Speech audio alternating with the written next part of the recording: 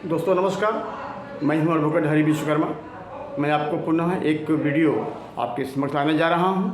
उम्मीद है कि आपको अच्छा लगेगा, आपको जानकारी मिलेगी एक नए कानून का। दोस्तों मैं आपको आज बताने जा रहा हूं कि पहले आईपीसी में इंडियन पेनल कोड पे एक धारा था 304A। 304A मतलब होता था कि causing death by negligence.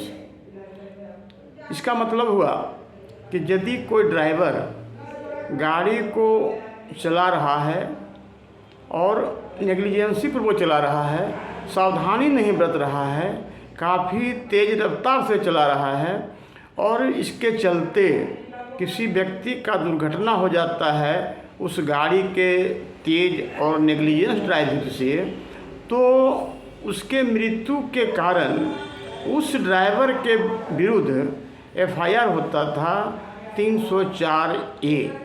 Indian panel code, भारतीय दंड संहिता के धारा 304A के तहत में उस पर कार्रवाई होती थी।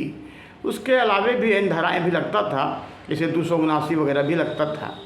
तो अब 304A जो धारा है उसको चेंज कर दिया गया है और उस धारा को चेंज करके भारतीय न्याय संहिता 2023 के हिसाब से जो 1/7/2024 से लागू माना जा रहा है, उस धारा को चेंज करते हुए 106 भारतीय न्याय संहिता के नाम से उसको कन्वर्ट कर दिया गया है।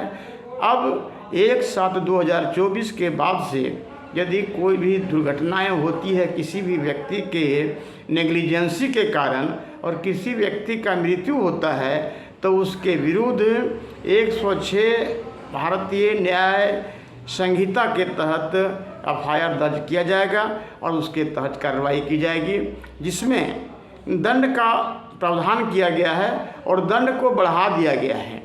पहले 304A अवेलेबल था, अब 106 नॉन अवेलेबल हो गया है। अब ड्राइवर लोगों को सावधानी ज़्यादा बरतनी होगी, नहीं तो उन्हें जेल जाने का नौबत आएगा। पहले होता था क्या, क्योंकि वो सेक्शन को बिल्कुल ही छोटा सेक्शन मान के चलता था लोग, हालांकि आदमी का मृत्यु होता ही था, लेकिन उसको अवेलेबल बना के रखा गया था। उस सेक्शन को अब नॉन अवेलेबल बना दिया गया है। मतलब हुआ कि सिंपली थानेदार को उस सेक्शन में बेल देने का अधिकार नहीं रहेगा। सिंपली कोर्ट के समक्ष खड़ा होकर के अवेलेबल सेक्शन बोल कर के जो बेल लिया जाता था उसमें बेल लेने का प्रावधान ख़त्म कर दिया गया है। अब नॉन अवेलेबल धाराओं की तरह से 106 भारतीय न्याय संहिता भी माना जाएगा और उसी के तहत में कार्रवाई की जाएगी। धन्यवाद, आपका सब कल्याण हो। जय माता दी।